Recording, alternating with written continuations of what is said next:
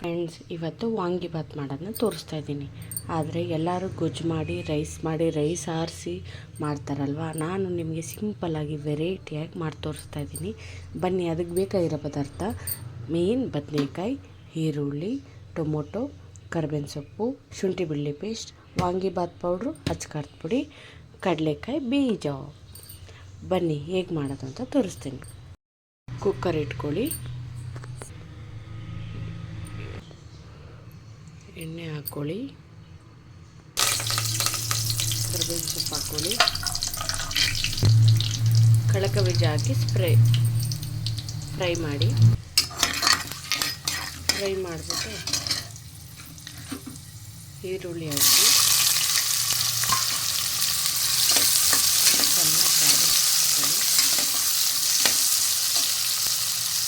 ಈರುಳ್ಳಿ ಒಂಚೂರು ಫ್ರೈ ಆದಮೇಲೆ ಸ್ವಲ್ಪ ಉಪ್ಪು ಹಾಕಿ ಚೆನ್ನಾಗಿ ಬಾಡಿಸ್ಕೊಳ್ಳಿ. ಶುಂಠಿ ಬೆಳ್ಳುಳ್ಳಿ ಪೇಸ್ಟ್ ಹಾಕ್ಕೊಳ್ಳಿ.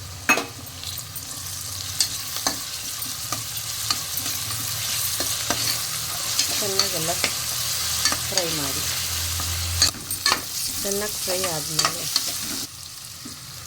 ಟೊಮೊಟೊ ಹಾಕಿ ಚೆನ್ನಾಗಿ ಫ್ರೈ ಮಾಡಿ.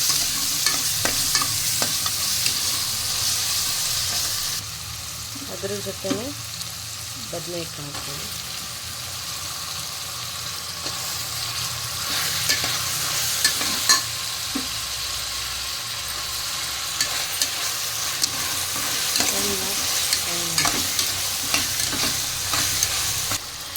ಈಗ ಎಷ್ಟು ಬೇಕೋ ಅಷ್ಟು ಉಪ್ಪು ಹಾಕ್ಕೊಳ್ಳಿ. ಈಗ ವಾಂಗಿಬಾತ್ ಪೌಡ್ರ್ ಹಾಕ್ಕೊಳ್ಳೋಣ. ವಾಂಗಿಬಾತ್ ಪೌಡ್ರು ನಿಮ್ಗೆ ಎಷ್ಟು ಬೇಕೋ ಅಷ್ಟು ಕ್ವಾಂಟಿಟೀಲಿ ಹಾಕ್ಕೊಳ್ಳಿ.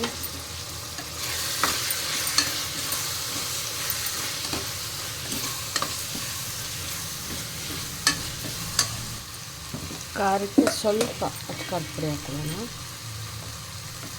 ಒಂದು ಅರ್ಧ ಸ್ಪೂನ್ ಅಷ್ಟು ಹಾಕ್ಬಿಟ್ಟು ಚೆನ್ನಾಗಿ ಫ್ರೈ ಮಾಡಿ. ಚೆನ್ನಾಗಿ ಫ್ರೈ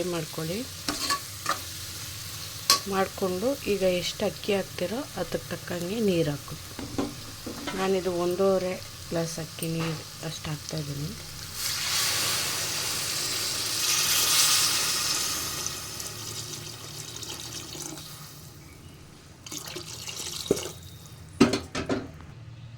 ಕುದಿ ಬರೋವರೆಗೂ ಮುಚ್ಚಿರಿ.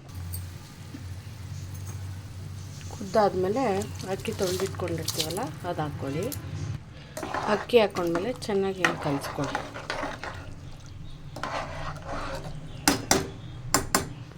ಆಮೇಲೆ ಮುಚ್ಚಿ ವಿಶಿಲ್ ಹಾಕ್ಬಿಟ್ಟು 2 ವಿಶಿಲ್ ಕೊಡಿ.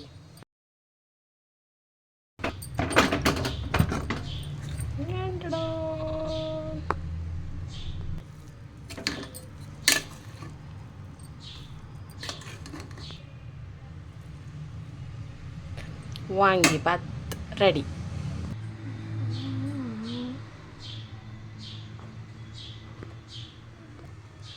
ವಾಂಗಿಬಾತ್ ರೆಡಿಯಾಗಿದೆ.